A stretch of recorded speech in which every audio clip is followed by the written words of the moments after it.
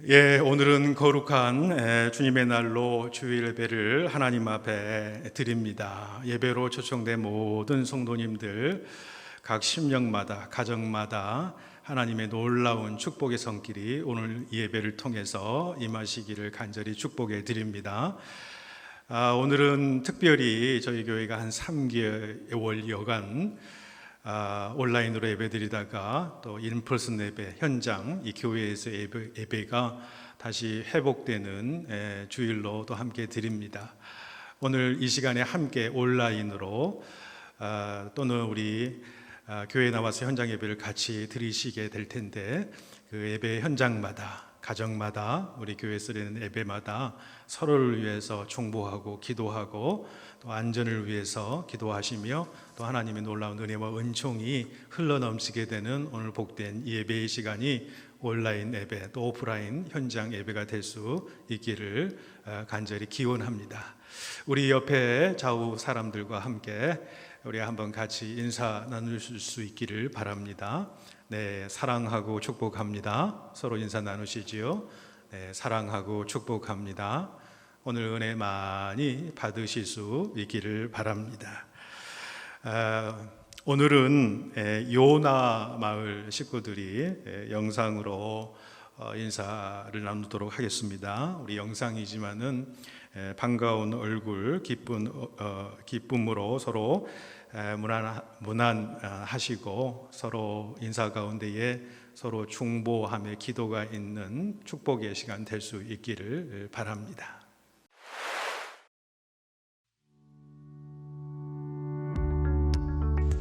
네, 안녕하십니까. 보고 싶습니다, 여러분. 우리 조석하게 교회에서 다시 뵙기를 원합니다. 감사합니다. 사랑합니다. 감사합니다. 모두들 잘 있지요? 네. 오래간만에 우리 교인들을 또 만나고 이렇게 좋은 날입니다. 좋은 세상 속에서 또 이 좋은 세상을 이렇게 또 새로운 세상을 우리가 또 익숙할 수 있도록 잘 모두들 건강하세요. 말 잘하네. 예. 빨리 찍어. 안녕하세요. 오랜만입니다. 우리 아버님 실내에 만나기 기대합니다. 만들어서요. 성도님들 기도 덕분에 저희 가족 잘 지내고 있습니다. 빨리 만나보고 싶네요.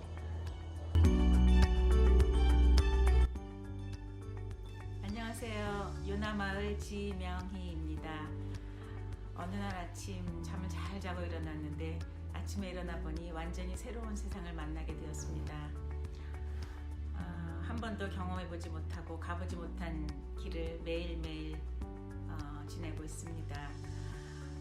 그동안 평범하게 생각했던 일상이 얼마나 소중한 것이었던가 매일매일 실감합니다. 우리 모두 함께 모여서 한 자리에서 예배드릴 수 있는 날을 손꼽아 기다립니다. 다시 만나는 그날까지 모두 건강하게 행복하게 잘 지내시기 바랍니다. 사랑합니다.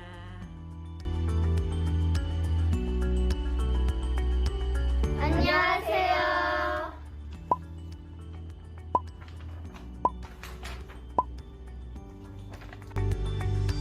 네, 안녕하세요. 요나마을 민재홍. 송변경입니다. 네, 저희는 보시다시피 잘 지내고 있고요. 모두들 건강하시길 바라겠습니다. 네, 이제 날씨가 많이 더워졌는데요. 이 더위에 여러분들 우리 만날 때까지 건강 잘 지키시고 만나는 그날 진짜 행복하게 우리가 웃을 수 있기를 바랍니다. 감사합니다. 건강하세요. 이제 우리 모두 마음 정돈합시다. 이제 반주에 맞춰서 묵상 기도하심으로 영과 진리로 하나님께 예배 드리시겠습니다.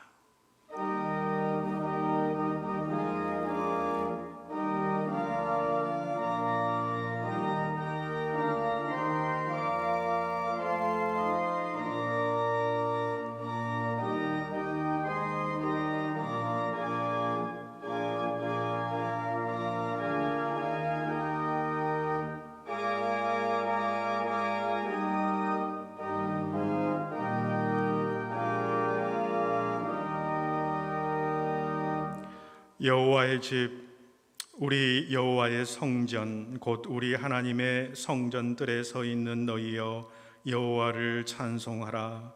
여호와는 선하시며 그의 이름이 아름다우니 그 이름을 찬양하라.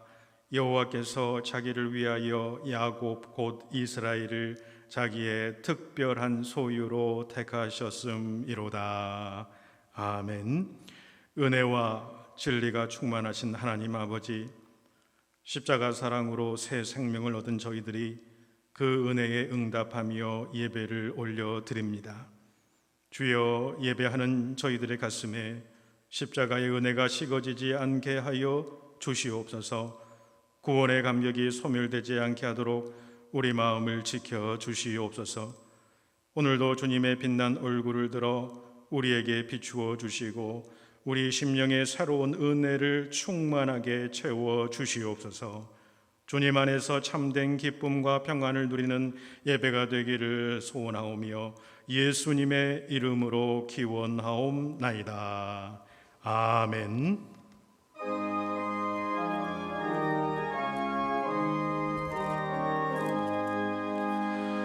만복의 근원 하나님, 온 백성 찬송 드리고 저 천사여 찬송하세. 찬송 성부 성자 성령. 아멘.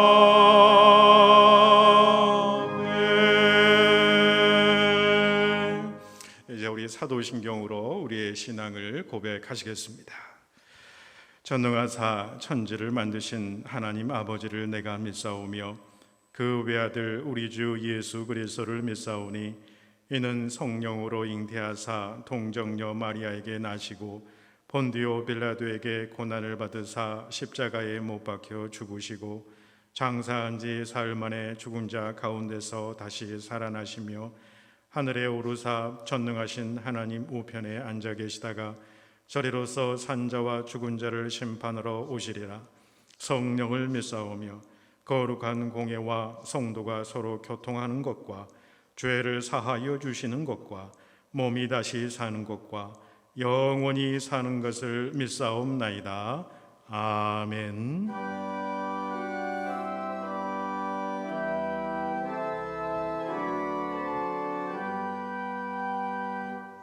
이 시간 우리 침묵으로 잠시 눈을 감으시고 한 주간의 삶을 하나님 앞에서 돌아보기를 원합니다. 하나님 앞에 우리의 연약함과 두려움을 아뢰며 하나님 앞에 온전하지 못한 모습이 있다면 용서함을 구하며 주의 긍휼하심을 바라는 기도를 드리시겠습니다.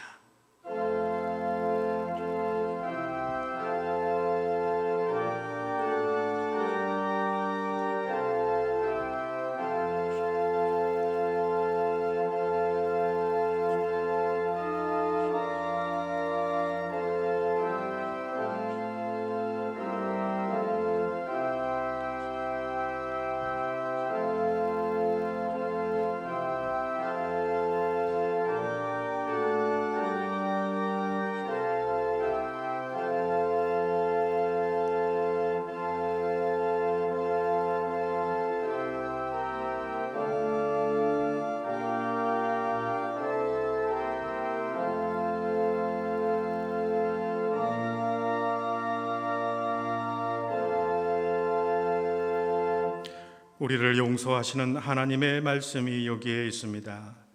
그의 노여움은 잠깐이요 그의 은총은 평생이로다. 저녁에는 울음이 깃들일지라도 아침에는 기쁨이 오리로다.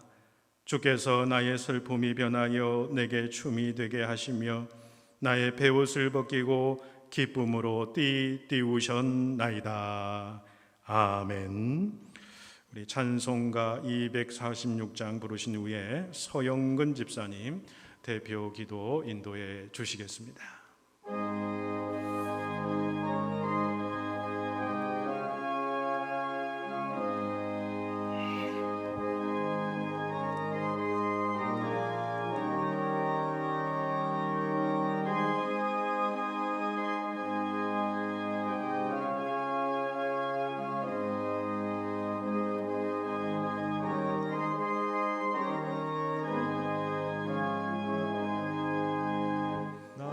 가나안 땅 귀한 성에 들어가려고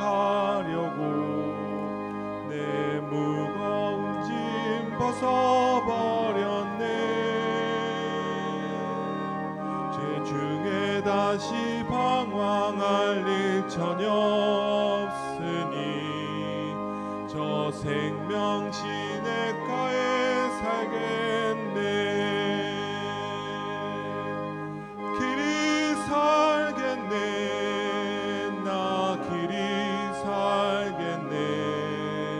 저 생명 시냇가에 살겠네. 길이 살겠네. 나 길이 살겠네.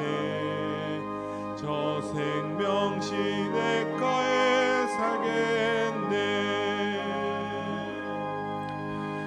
그불과 구름 기둥으로 인도하시니 나가는 길이 형통하겠네. 그 요단강을 내가 지금 건넌 후에는 저 생명 시냇가에 살겠네. 길이 살겠네. 나 길이 살겠네. 저 생명 시냇가에 살겠네. 길이 살겠네. 나 길이 살겠네. 저 생명 시냇가에 살겠네. 내 주린 영혼 만나로서 먹여주시니 그 양식 내게 생명 되겠네. 이후로 생명 양식 주와 함께 먹으며 저 생명 시냇가에 살겠네. 길이 살겠네. 나 길이 살겠네. 저 생명 시냇가에 살겠네. 길이 살겠네. 나 길이 살겠네. 저 생명 시냇가에 살겠네.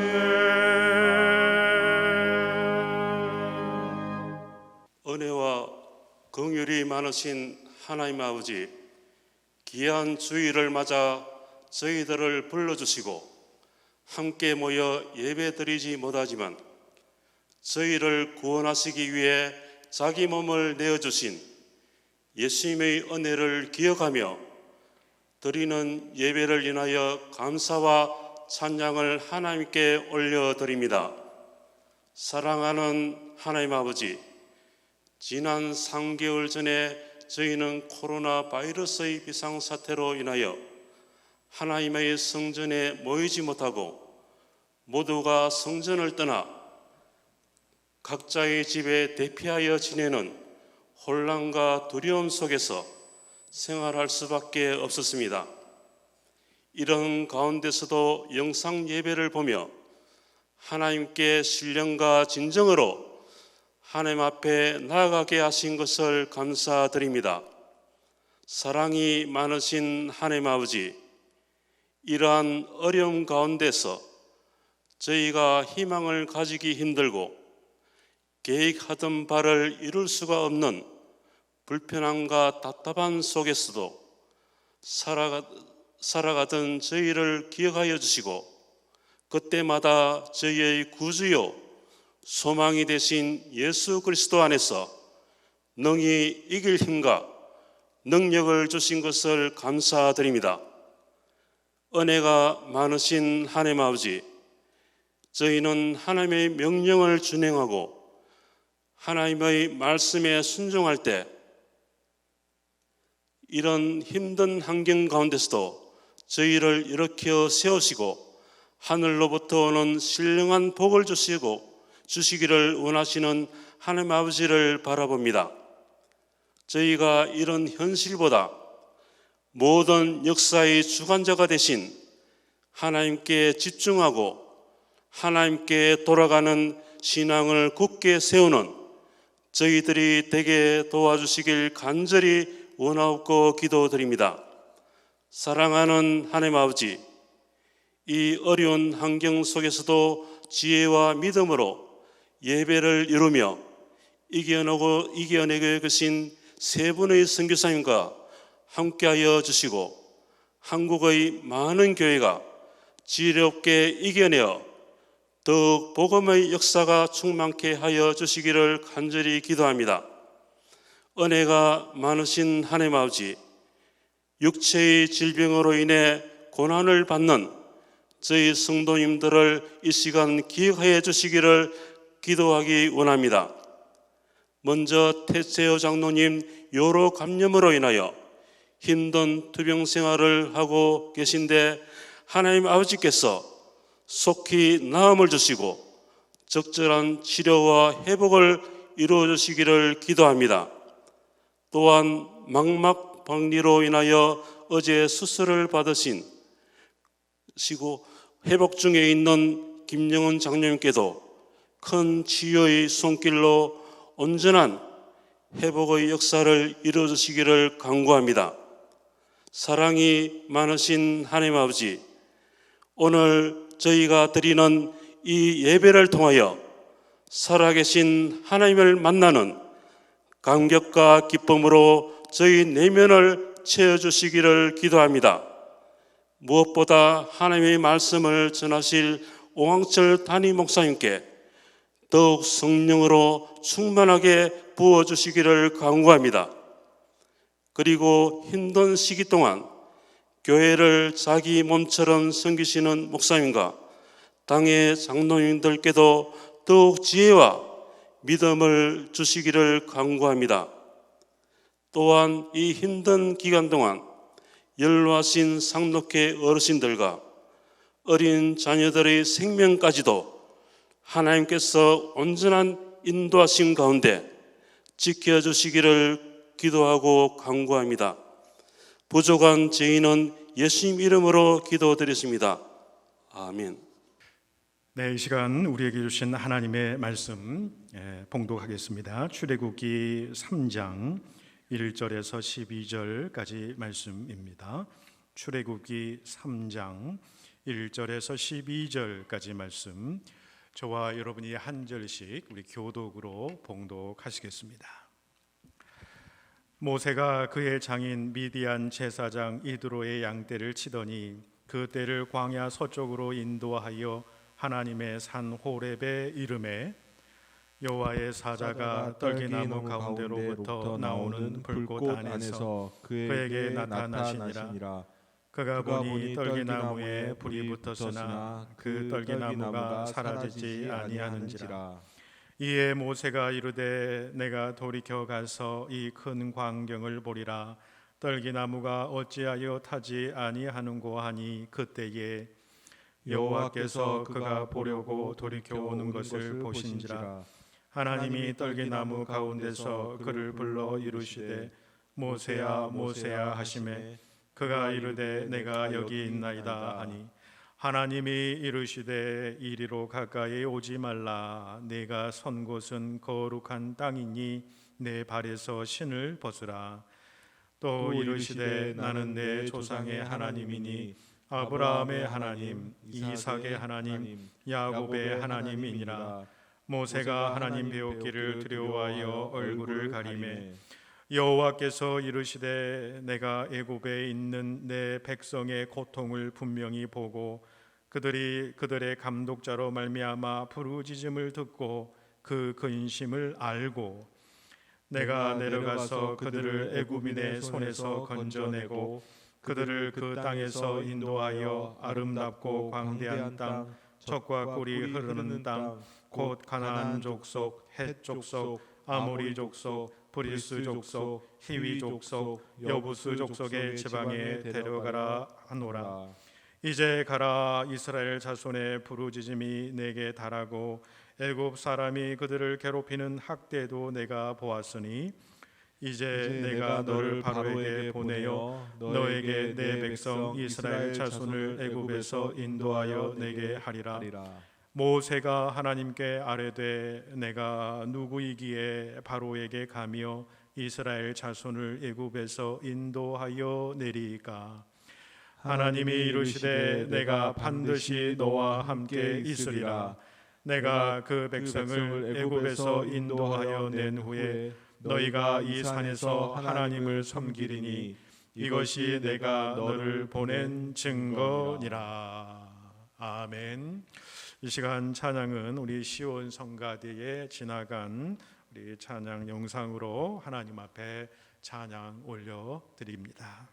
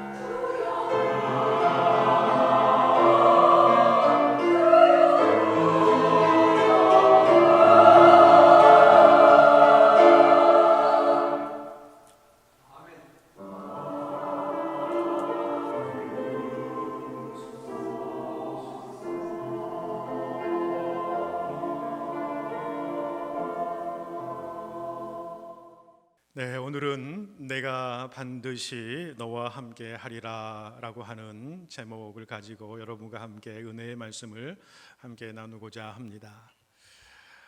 무디 목사님은 모세의 일생을 세 단계로 나누어서 설명을 했습니다. 첫째 단계는 애굽의 궁중에서의 왕자 모세 시절이지요. 초기 40년의 시절입니다. 이 시절에 모세는 자기가 굉장한 존재로 자신을 착각하는 그런 시절이었다. 그 영어 표현으로 무디 목사님은 이렇게 표현을 했습니다. He was somebody라고 하는 것이지요.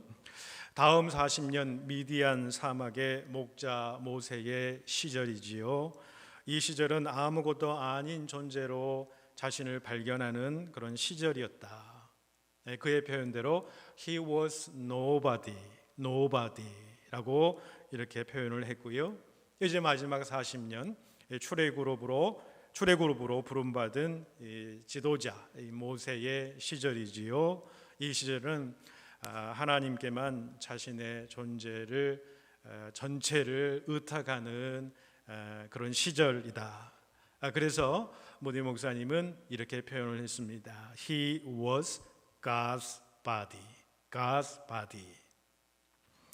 여러분, somebody의 시절, 그리고 nobody의 시절, 그리고 God's body의 이 시절, 이 영적인 변화를 이 모세가 이루게 되었다는 것인데, 이 세 단어는 영적 여정 또는 영적 성숙이라든지 영적 성장을 설명하는 아주 중요한 구조 프레임이 되는 것이지요.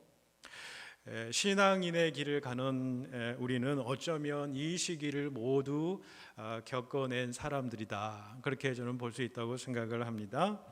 우리가 주님을 알지 못하는 시기에 우리 자신은 somebody였습니다. 아주 대단한 사람들이었지요.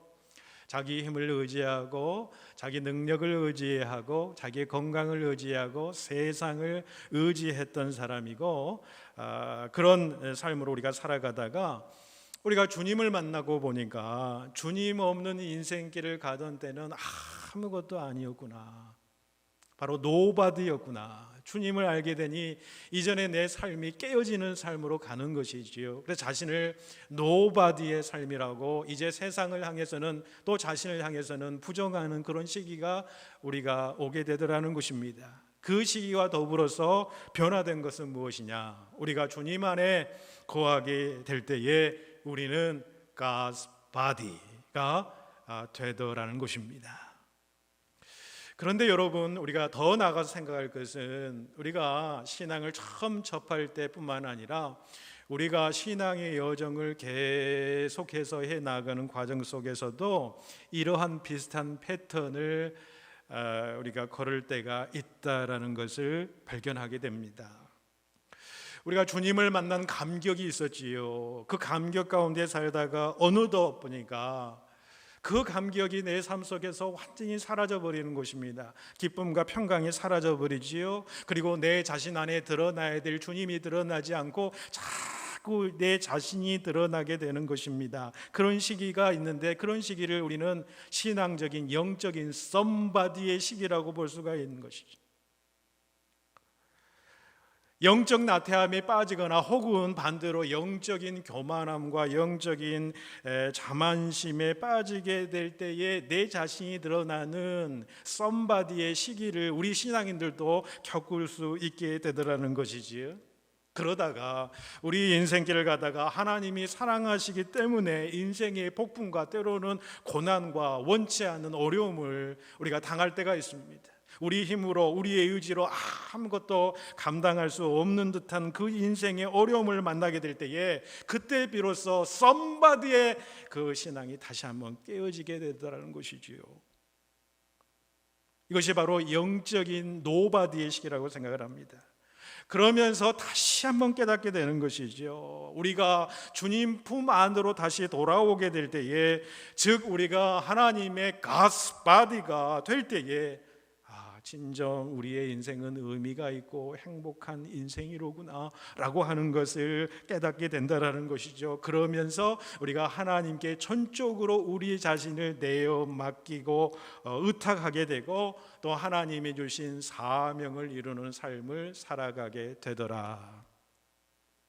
여러분, 과연 여러분과 저는 오늘 이 시대, 이 현재를 살아가는 우리들은 과연 어떤 스테이지에 와 있다고 생각을 하십니까? 여러분, 우리가 믿는 하나님은 오늘 본문에서처럼 우리를 부르시는 하나님이시다. 그런데 하나님께서 저와 여러분들을 부르실 때 가장 중요한 것은 무엇이냐? 진지한 응답이다라고 하는 것이지요. 어차피 우리의 인생은 하나님 손 안에 있는 인생 아니겠습니까? 그 하나님의 손에 붙잡힌 그 인생이 온전한 인생이지요. 행복한 인생이라고 볼 수가 있습니다. 우리는 시온의 대로가 우리 앞에 펼쳐지라고 우리 기도합니다만 그 시온의 대로는 세상의 가치 기준으로 바라보는 그 시온의 대로가 아니라 하나님께 전적으로 의탁하고 하나님이 주인 되어서 하나님이 이끌리심을 받는 그런 삶을 우리가 살아가는 것, 그것이 바로 시온의 대로가 열리는 삶이겠지요. 그런데 우리가 신앙생활하면서 우리가 예배 중에, 묵상 중에, 찬양 중에 또 언뜻 하나님께서 우리를 부르시는 그 음성이 반드시 있게 되더라는 것입니다. 그때가 어떤 때냐? 하나님의 때가 찬 것이라고 하는 것이지요. 우리가 많은 걸 준비해야지 하나님의 영광을 드러내고 하나님의 사명을 감당할 수 있다고 하지만 하나님의 시각은 다른 것을 우리가 느끼게 됩니다. 우리가 철저하게, 완전하게, 완벽하게 준비된다고 할 때에 그때 하나님의 역사를 시작하는 것이 아니라 하나님의 기준으로 하나님의 때에 하나님께서 우리를 부르시고 소명을 주시고 사명을 주시면 그때는 어떤 때냐? 하나님의 때이고 하나님의 직접 역사하시는 때이기 때문에 우리 힘으로가 아니라 하나님의 능력으로 그 일들을 감당하게 하시겠다라고 하는 그 때가 하나님이 우리를 부르시는 때이다라고 하는 것이지요. 하나님께서 어떤 음성으로든 우리를 부르신다고 하신다면 우리는 거기에 순종하고 응답해야 됩니다. 주님, 제가 여기에 있습니다. 주님 말씀에 순종하겠습니다. 그렇게 응답하는 것이 바로 우리의 신앙적인 책임이다 라는 것이지요. 여러분, 책임을 영어로 responsibility라고 그러지 않습니까? 이 단어는 response, 반응과 ability, 능력이 결합된 단어라고 볼 수 있지요. 저는 이것을 신앙적으로 오늘 본문 말씀과 비유해서 빗대어서 설명하면 이렇게 설명할 수 있다고 생각해요. 우리의 인생 가운데 하나님께서 우리를 부르신 그 부름의 음성이 있더라는 거지요. 그 부르심을 우리가 영적으로 잘 분별하고 그 부르심에 우리가 반응하고 응답을 하게 되면 그 일을 행하실 능력을 하나님께서 우리에게 주신다 라고 하는 뜻으로 생각할 수 있다고 생각합니다. 이것이 바로 오늘 모세를 부르신 하나님의 말씀에 대한 핵심 메시지다라고 볼 수가 있겠습니다. 자, 이제 본문 속으로 우리가 들어가 보시면요, 본문에 보시면 희한한 광경이 나타납니다. 불이 활활 붙었지만은 사라지지 않는 떨기 나무 가운데서 하나님께 부름을 받는 모세의 광경을 목도하지요. 본문의 떨기나무는 광야 같은 아주 건조한 지역에서 흔히 자생하는 키 작은 가시덤불입니다. 여러분, 하나님께서 모세를 부르신 그 장소는 크고 울창한 백양목, 아주 고급 목이 있는 그런 숲이 아니었다라고 하는 것이죠. 우물도 있고 정료나무도 있고요, 무성한 그러한 좋은 환경이 있는 그런 오아시스와 같은 곳에 하나님이 임재하신 것이 아니었습니다. 아무런 쓸모도 없고 볼품도 없는 광야에서 아무렇게나 버려진 떨기나무 아래에 모세를 부르셨다. 저는 이 떨기나무는 여러 가지 것을 상징한다고 생각합니다. 먼저 애굽의 노예로 전락해서 430년 동안 곰핍하고 메마른 생활을 하던 이스라엘 민족의 그 처량한 모습을 상징하는 것이 이 불타는 떨기나무라고 생각을 합니다. 그런데 놀라운 사실은 떨기나무의 불이 붙었는데 그것이 다 없어지지 않고 계속해서 존재하더라는 거죠. 참으로 신기한 광경이죠. 이것은 무엇을 상징하느냐? 이스라엘이 그 무서운 애굽의 억압 가운데서도 멸절되지 않고 살아남는 그 모습을 상징하는 것이지요.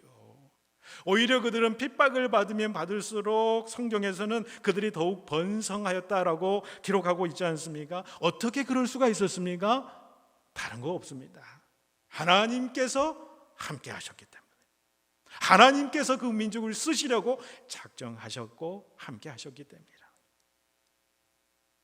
성경에서 불이라고 하는 것은 보통 아주 혹독한 시험이나 시련을 의미할 때 사용을 합니다. 그런데 불이 붙습니다. 그런데 사그라지지 않는 떨기나무는 어려운 시절 고통과 핍박을 당하면서도 없어지지 아니하는 하나님의 백성, 이 교회를 예표한다라고 볼 수가 있는 것이지요. 핍박 가운데서 죽지 않고 사라지지 않는 하나님의 교회, 그 교회가 바로 burning bush, 불타는 떨기나무다라고 하는 것이지요. 기독교 역사상으로 보더라도 여러분, 교회는 아무리 핍박을 당하고 어려움을 당해도 절대로 사라지지 않습니다. 왜냐하면 여호와의 사자이신 예수 그리스도가 그 가운데에 함께 하시고 그분이 주인 되시기 때문이라고 하는 것이지요. 여러분, 아무리 요즘에 바이러스가 창궐해서 우리가 같이 예배당에 모여서 예배드리지 못할지라고 할지라도 절대로 하나님께서는 교회를 사라지게 하시지 않는다는 거예요. 불타는 떨기나무와 같은 현장이지요. 어렵고 힘들고 함께 모이지 못하고 친교 나누지 못하는, 그래서 교회의 본질을 행하지 못하는 그런 어려움의 상황 가운데 있음에도 불구하고 여전히 이 교회의 주인 되시는 분은 하나님이시기에, 하나님이 붙들고 계시기 때문에 이 교회는 망하지 않는 것입니다. 사라지지 않는 것인 것이죠. 핍박을 받아도 광야에 외로이 홀로 서 있어도 예수 그리스도와 연합되어 하나 된 사람들은 바로 어떤 사람이냐? 바로 버닝 부시예요. 불붙는 떨기나무와 같은 존재다 라고 하는 귀한 메시지입니다.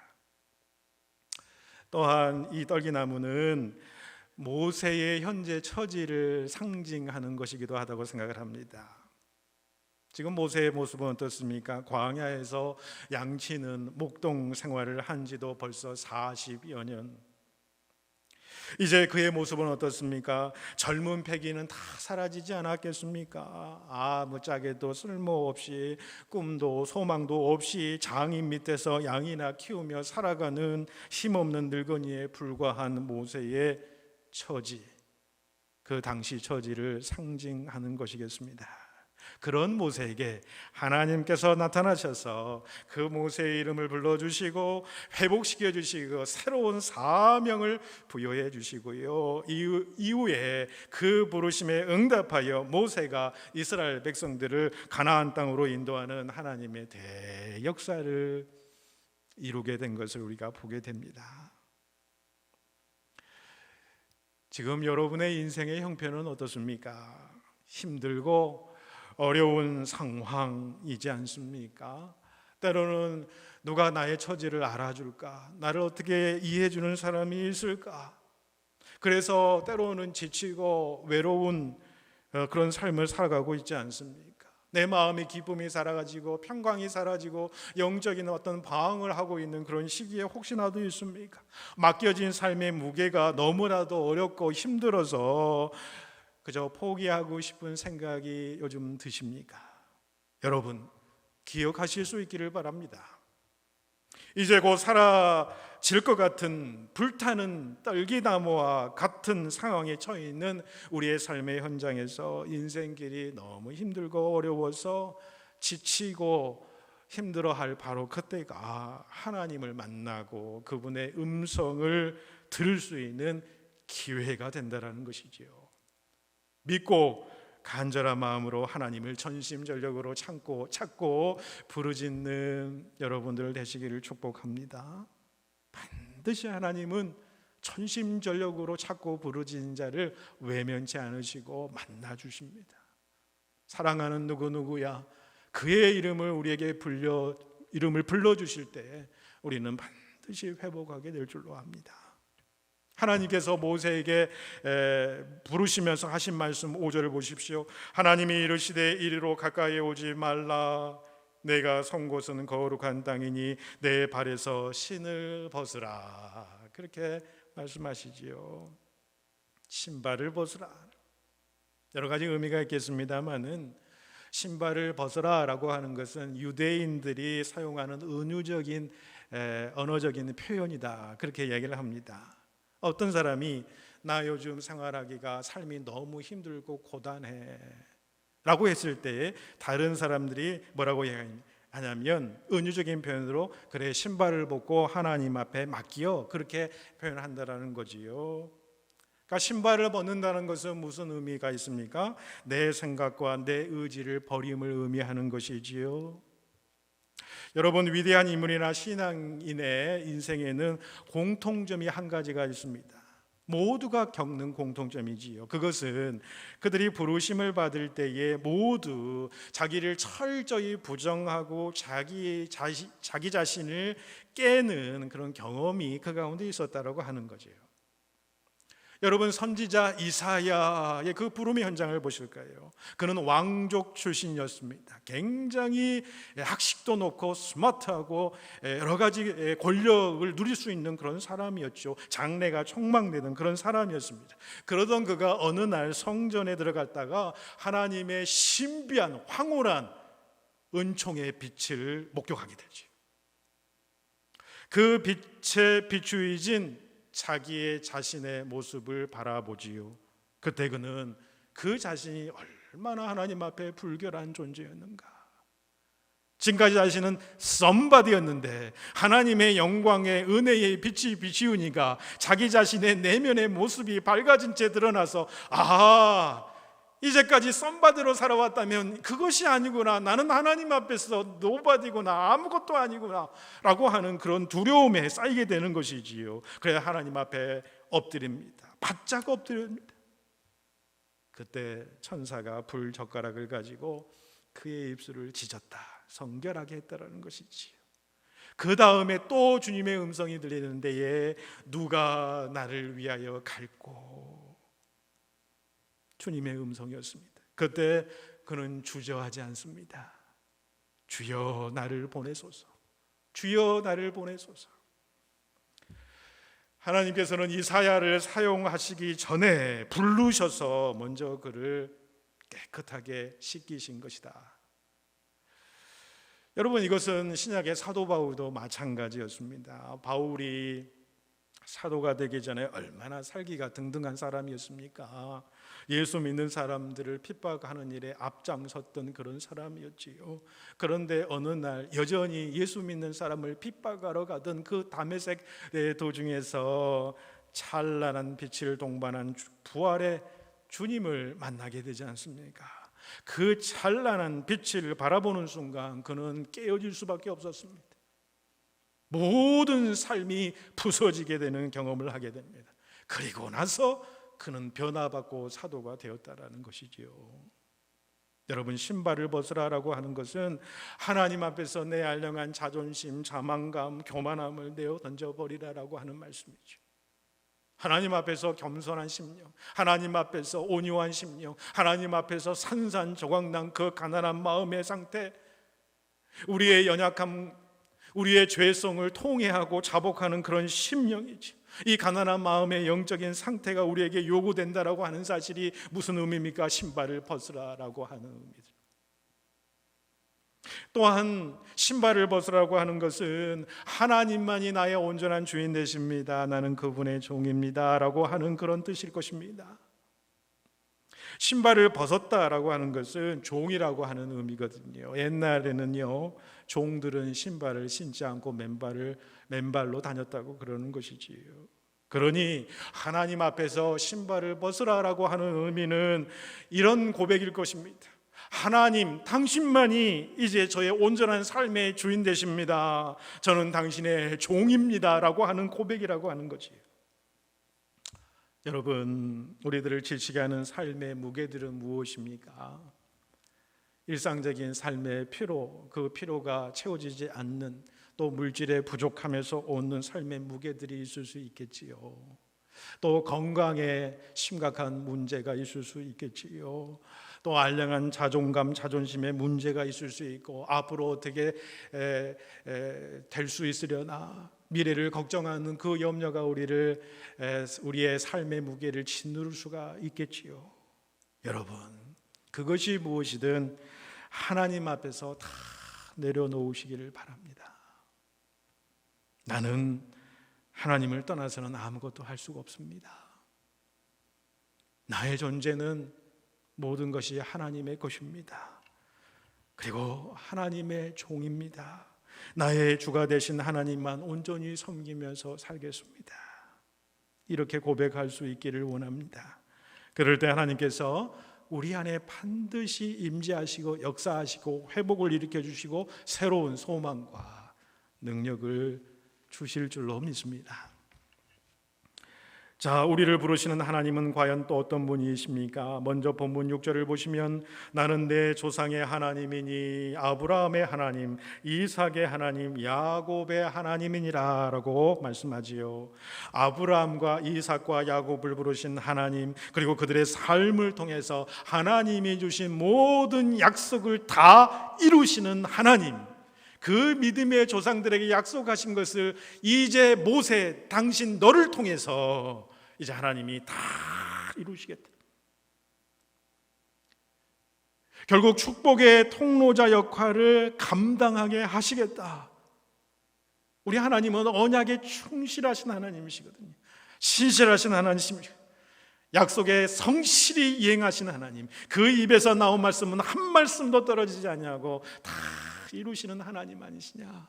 모세에게 그렇게 말씀하시는 거예요. 그 믿음의 조상들을 향해서 내가 약속했던 모든 것들을 너를 통해서 내가 다 이루리라 라고 한 것이죠. 그 약속에 신실하신 하나님이 바로 모세의 하나님이시자 또한 바로 여러분과 저의 하나님이신 줄로 믿습니다. 또한 우리를 부르시는 하나님은 어떤 분이십니까? 본문 7절 8절 보십시오. 내가 애굽에 있는데 백성의 고통을 분명히 보고 그들이 그 감독자로 말미암아 부르짖음을 듣고 그 근심을 알고 내가 내려가서 그들을 애굽인의 손에서 건져내고 그들을 그 땅에서 인도하여 아름답고 광대한 땅, 젖과 꿀이 흐르는 땅으로 데려가신다. 그렇게 표현하죠. 하나님은 특별히 이스라엘 백성들 그리고 우리들이 겪는 고통과 어려움을 보고 계신다. 시각적인 표현으로 이야기를 하죠. 그리고 또 하나님은 우리가 당하는 그 고통과 어려움 가운데서 당신을 향한 통곡과 그 부르짖는 기도의 소리를 들으신다. 보고 들으신다. 그리고 우리의 상한 마음을 아신다. 그렇게 말씀하시는 거예요. 그뿐만이 아니지요. 하나님은 사랑하는 백성들을 직접 찾아오셔서 그 고난 가운데 건져내신다라는 거예요. 동사들을 보면 무엇을 이야기합니까? 보고 듣고 알고, 그 다음에 하나님이 행하시는 것은 무엇입니까? 내가 내려가겠다. 그리고 건져내겠다. 인도하여 내겠다. 내가 너희를 데려가리라. 하나님의 주권적인 역사하심이 있겠다. 여러분, 이 세상에서 가장 아름다운 향수는 발칸 산맥에서 나오는 장미에서 유래한다고 이야기한 적이 있습니다. 이 생산업자들이 이 발칸 산맥의 장미를 언제 따느냐? 가장 춥고 어두운 시간인 자정에서 2시 사이에 딴다고 그래요. 이유는 장미는 한밤중에 가장 아름다운 향을 내기 때문이다. 이 이야기를 우리가 알고 있습니다. 여러분, 우리의 인생의 향기도 극심한 고통의 상황 가운데서 풍겨나는 것이 아니겠습니까? 우리는 절망과 고통의 한밤에 비로소 삶의 의미가 무엇이고 삶의 가치가 무엇이고 삶에서 가장 중요한 것이 무엇인가 깨닫게 되지요. 베개에 눈물을 적셔본 사람만이 별빛이 아름답다, 그런 걸 안다는 거예요. 밤새도록 눈물 짓고 힘들게 그렇게 부르짖는 사람이 새벽에 보았더니 그 별빛이 너무 아름답더라, 그걸 깨닫게 된다는 거죠. 여러분, 눈물 젖은 빵을 먹는 자가 인생의 의미를 안다고 하지 않습니까? 여러분, 우리가 고난에 처하여도 절망하지 않을 것은 그때 우리 영혼의 향기가 발산되기 때문이지요. 고통의 골이 깊은 만큼 하나님의 자비와 긍휼을 덧입게 되더라. 이스라엘의 탄식과 부르짖음을 들으시는 하나님, 그 하나님은 동일하게 오늘 우리의 고통의 소리도, 부르짖는 소리에도 들으시고 응답하시고 우리에게 다가오셔서 구원의 손길을 내미시며 우리를 인도하시는 분이실 줄로 믿습니다. 본문 마지막에 보시면은 이제 하나님이 모세에게 이스라엘 백성들을 구원하라라고 하는 사명을 주시지요. 그런데 모세의 반응은 어떻습니까? 11절에 보시면 내가 누구에게 바로에게 가며 이스라엘 자손을 애굽에서 인도하여 내겠습니까? 모세는 하나님의 사명을 받는데 머뭇머뭇거리지요. 왜 그랬을까요? 저는 그 모세의 가슴에 너무 상처가 많아서라고 생각을 합니다. 태어나자마자 어찌됐든 간에 버림을 받았지 않습니까? 어머니의 젖은 먹고 자랐지만 그 어머니를 진짜 자기의 생어머니라고 부를 수 없는 그런 처지에 청소년기에 그는 심한 정체성의 위기를 겪었을 수도 있겠지요. 이제 청년이 되어서는 어떻습니까? 히브리 민족을 돕겠다고 애굽 관원을 때려 죽이지 않습니까? 자기 동포들이 싸울 때 말리려고 했다가 자기와 같은 히브리 민족에게 오히려 모욕을 당한 모세였습니다. 그 상처가 매우 깊었을 것이라고 생각합니다. 또 현재 모세는 어떻습니까? 목자의 생활에 익숙해진 그런 상태이지요. 장인에게 얹혀 사는 인생입니다. 지극히 평범한 목자의 인생이요, 도망자의 인생이요, 이방인으로 평생 살아야 하는 운명이로구나라고 하는 생각을 하던 차여서 그랬을 것입니다. 그런데 이렇게 의기소침해서 자기가 누구냐고 묻고 있는 모세에게 하나님은 어떻게 대하십니까? 모세는 어떤 사람이라고 하나님은 설명하지 않으세요. 다만 모세의 관점을 완전히 다른 차원으로 끌어올리시는 것을 보게 됩니다. 그게 여러분 본문 12절 말씀이지요. 하나님이 이르시되 내가 반드시 너와 함께 있으리라. 내가 그 백성을 애굽에서 인도하여 낸 후에 너희가 이 산에서 하나님을 섬기리니 이것이 내가 너를 보낸 증거니라 라고 얘기해요. 하나님께서는 이 말씀으로 자신의 눈으로 자기를 보던 모세의 관점을 하나님이 보시는 눈으로 자신을 보게끔 돌이키셨다라고 하는 거죠. 심리학자들은 사람의 자아를 보는 것은 관점에 따라 세 가지로 나눈다고 그럽니다.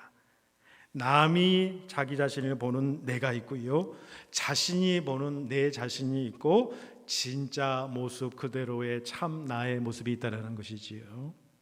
그런데 이 세 가지가 일치하는 사람이 가장 이상적인 사람인데, 그런데 그런 사람이 있을 수가 없다는 것입니다. 먼저 남이 보는 나와 내가 보는 내 자신의 차이가 있지요. 분명히 있습니다. 그런데 또 내가 생각하는 나와 참된 나에도 차이가 있다라고 하는 것이지. 그런데 여러분, 참된 나 자신의 모습을 누구보다도 잘 아시는 분이 누구시겠습니까? 바로 하나님이세요. 왜요? 하나님은 나를 만드시는 분이시기 때문에, 나를 나보다 더 잘 아시는 분이시기 때문에, 어머니의 복중에 짓기 전부터 구별하여 내신 그 하나님이시기 때문에, 그래서 모세에게 말씀하시는 거예요. 내가 정녕 반드시 너와 함께 있겠노라.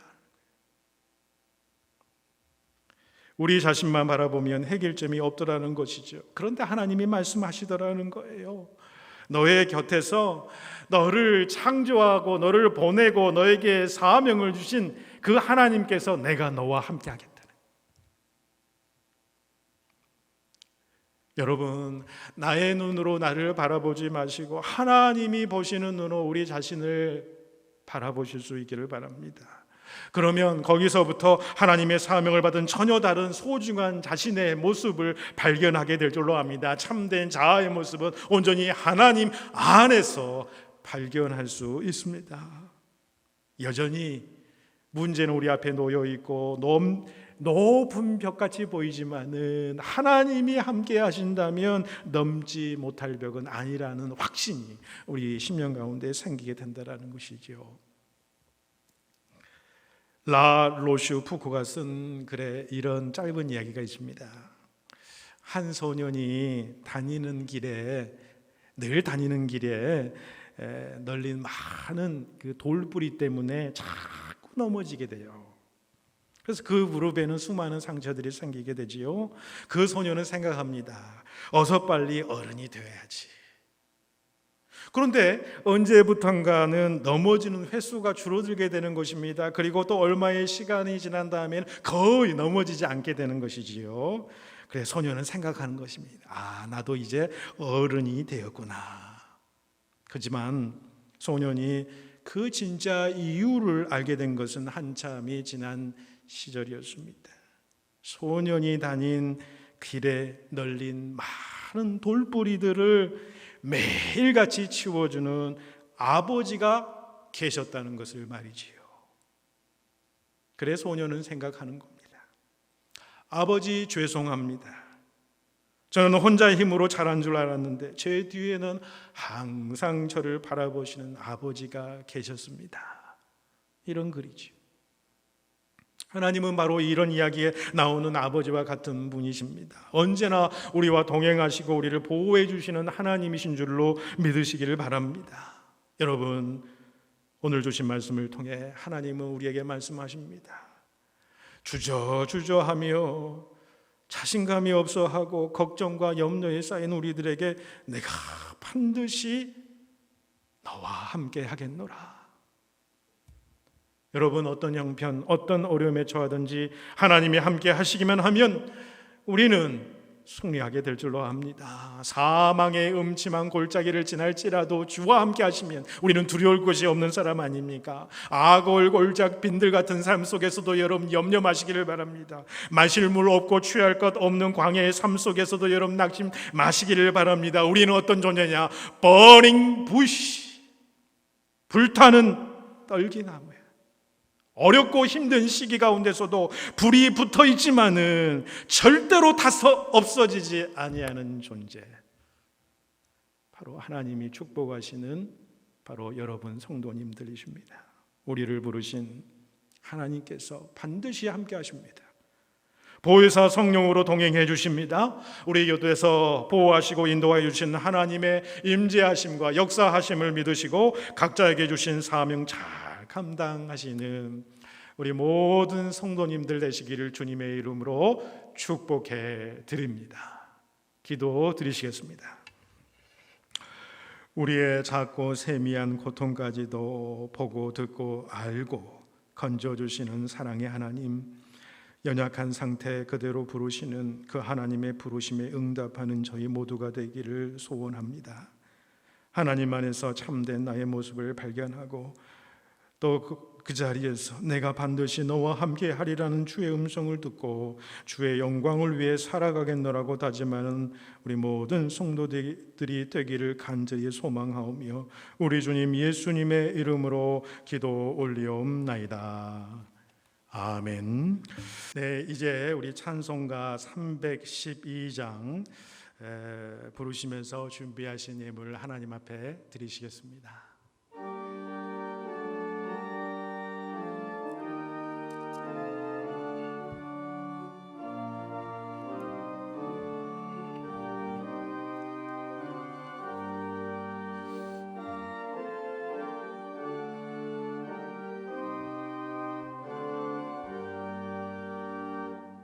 너 하나님께 이끌리어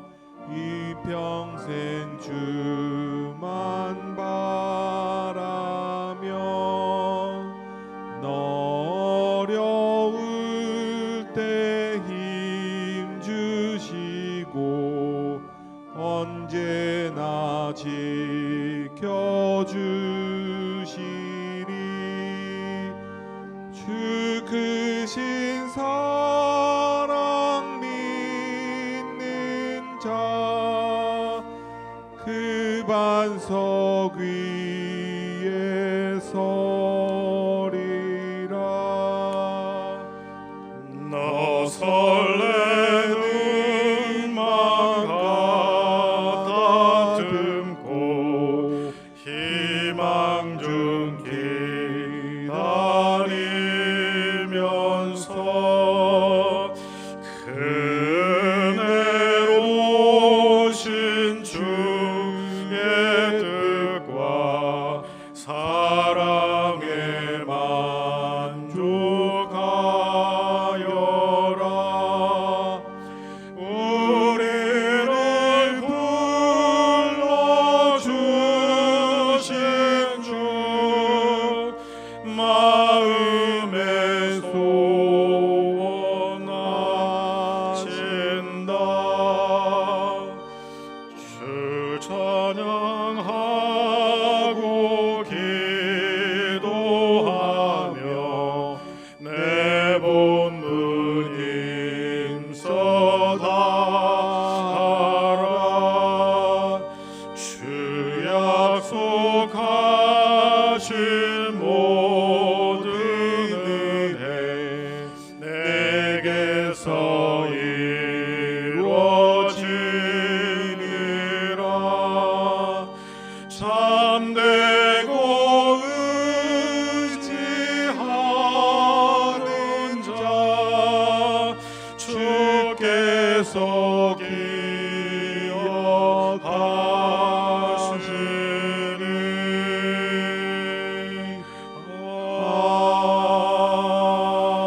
아멘. 아버지, 우리 인생 살아가게 될 때에 때로는 인생의 어려움과 힘듦과 고난 가운데에 놓여 있을 때가 얼마나 많습니까? 그러나 오늘 말씀이, 오늘 찬양이 우리에게 말씀해 줍니다. 우리가 온전히 하나님 앞에 이끌려 나가게 될 때에 그 어둠의 모든 상황, 어렵고 힘든 상황 담대하게 이겨낼 능력을 주님께서 허락해 주시고, 내가 너와 함께 함이니라 두려워 말라 말씀하시는 그 하나님의 음성을 두고 앞으로 나아가게 될 모든 길을 열어주시는 그 하나님이 계시기에 우리는 담대함으로 나아갑니다. 이 믿음의 담대함이, 이 말씀의 능력이 우리 모든 성도들의 그 심령과 가정 가운데에 임하게 하여 주시옵소서. 귀한 말씀 감사하고, 또한 한 주간 동안 우리의 삶을 지키시고 인도하신 주님의 놀라운 은총에 감사하여서 정성껏 준비한 예물을 하나님 앞에 올려드립니다. 이 예물이 쓰이는 곳곳마다 우리 하나님의 놀라우신 영광이 드러나게 하여 주시고, 아버지 하나님, 주님 앞에 함께 우리의 마음과 정성과 뜻을 올려드리며 간절한 기도와 부르짖음도 주님 앞에 올려드립니다. 각 가정마다 필요한 모든 것들을 채워주시고, 건강의 문제로 아버지 하나님 신음하고 있는 모든 성도들 주님께서 위로의 손길과 치유와 놀라운 회복의 능력으로 덧입혀 주시오며, 자녀들을 위하며 미래의 장래의 일들을 아버지 고민하며 나가는 모든 성도들에게는 가야 할 주님의 길이 아버지 시온의 대로가 열리게 하여 주시옵시고, 아버지 각 개인마다 가정마다 기도하는 모두의 기도의 간구의 내용 또한 하나님 앞에 올려드리오니 주님 흠양 받아주시고, 주님의 선하신 뜻 가운데에 모든 것이 합력하여 선을 이루게 하여 주시옵소서. 우리가 드리는 예물뿐만 아니라 우리 자신들을 하나님과 세상 앞에 드려지는 거룩한 산제사가 되기를 간절히 소원하오며 예수님의 이름으로 봉헌기도 올리옵나이다. 아멘. 네, 이어서 우리 성도님들께 소식을 전하도록 하겠습니다. 오늘부터 우리 교회 내 현장 예배를 드리게 됨을 하나님 앞에 감사를 올려드립니다. 물론 아직까지는 온라인 예배로 드리시는 우리 모든 성도님들이 더 많으시라고 생각합니다만은 이제 현장 예배가 이렇게 시작이 되어서 참 기쁜 마음이고 하나님께 감사한 마음입니다. 우리가 온라인 예배로 드리던 또 우리 성전에서 예배를 드리시던 참 모든 가정 또 예배드리는 모든 현장마다 하나님의 안전으로 지켜주시고 하나님 더 풍성한 은혜가 온라인 예배 또 현장 예배 가운데 임하게 될 줄로 믿습니다. 위에서 늘 기도해 주시기를 바라고요. 수요 예배 또한 이번 주 이후부터 이제 회복이 됩니다. 저녁 7시에 예배를 드리게 됩니다. 수요 예배 시에 방역 지침은 우리 주일 예배 시와 동일하게 진행이 됩니다. 또 주중 새벽 기도회는 당분간은 일일 말씀 묵상으로 계속 대체가 되겠습니다. 특별히 지난 주중에 우리 교회 본당 예배와 관련해서 우리 교회의 대응과 지침 또 교회 본당 예배와 온라인 예배 및 방역 세부 지침을 공고해 드렸습니다. 여러분 한 문장 한 문장 꼼꼼하게 살펴보시고 꼭 협조해 주시기를 바라겠습니다. 또 온라인 예배도 계속 진행되기 때문에 우리 각 마을 식구들의 영상으로 드리는 인사도 계속 진행되겠습니다. 이번 주에 우리 요나 마을 영상으로 이렇게 인사드리게 돼서 너무나도 반갑고 기쁘고 감사합니다. 우리 요나 마을 모든 식구들 주님의 이름으로 축복합니다. 우리 다음 주에는 미가 마을이고 그 다음 주에는 이 바나바 마을로 이렇게 영상으로 드리는 인사는 마무리가 되겠습니다. 주일 온라인 예배는 계속해서 우리 이제 인 퍼슨 예배, 우리 현장 예배도 11시 30분에 드립니다. 그러니까 온라인 예배 또 우리 현장 예배 똑같이 같이 영적으로 한 마음으로 드리기 위해서 11시 30분에 꼭 맞춰서 예배 드리시기를 바라고요. 아동부 예배는 당분간 온라인 예배로 계속 진행합니다. 중고등부는 주일 오전 11시 30분에 교회 교육관과 또 각 가정에서 줌으로 실시간 예배를 드리겠습니다. EM 예배도 계속해서 주일 오전 10시에 교회 교육관과 가정에서 줌으로 실시간 예배를 드리도록 합니다.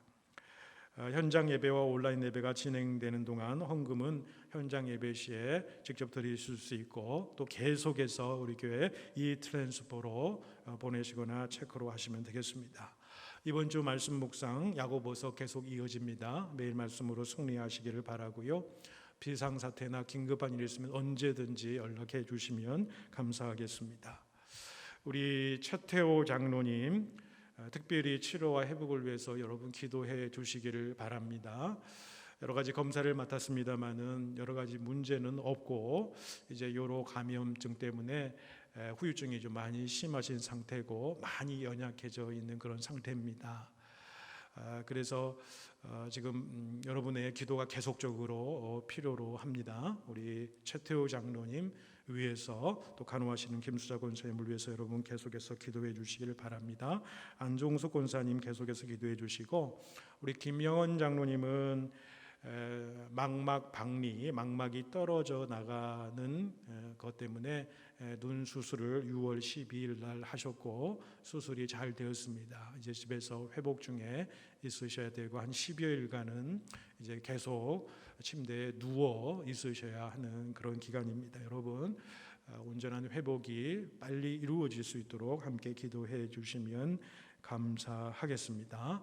힘든 시기 여러분 보내고 있는데 여러분 강건하게 지내게 되셔서 얼마나 감사한지 모릅니다. 서로 위로하시고 기도하시고 또 중보하실 수 있기를 바랍니다. 또 한 주간도 하나님의 강건하심과 또 평강이 우리 모든 성도님들에게 임하기를 축복해 드립니다.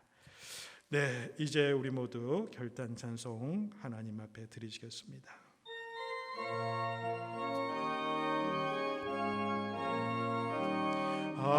하나님의 사랑을 사모하는 자, 하나님의 평안을 바라보는 자, 너의 모든 것 창조하신 우리 주님이 너를 얼마나 사랑하시는지 하나님께 찬양과 경배하는 자, 하나님의 선하심을 닮아가는 자, 너의 모든 것 창조하신 우리 주님이 나를 자녀 삼으셨네. 하나님 사랑의 눈으로 바라보시고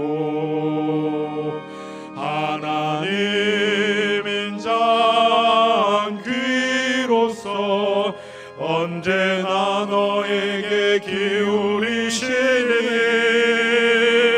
어둠에 밝은 빛을 비춰주시고 너의 작은 신음에도 응답하시니 너는 어느 곳에 있든지 주를 향하고 주만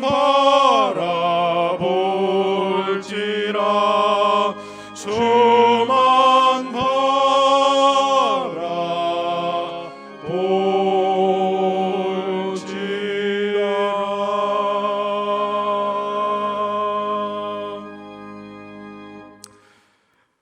지금은 우리 구주 예수 그리스도의 은혜와 하나님의 사랑하심과 성령님의 교통하심이 우리의 세밀한 고통까지도 보고 계시고 듣고 계시고 알고 계시고 건져주시는 하나님의 동행하심을 믿고 승리하는 삶을 살아가기를 소원하고 결단하며 돌아가는 모든 사랑하는 성도 한 분 한 분 위에와 그의 가정과 생업의 현장 위에 우리 자녀들과 그들의 미래 위에 사랑하는 우리 조국 땅과 우리가 살아가고 있는 이 땅 가운데에 그리고 주님의 핏값으로 세우신 저희 복된 교회 위에 이제부터 영원까지 함께 하시기를 간절히 축원하옵나이다.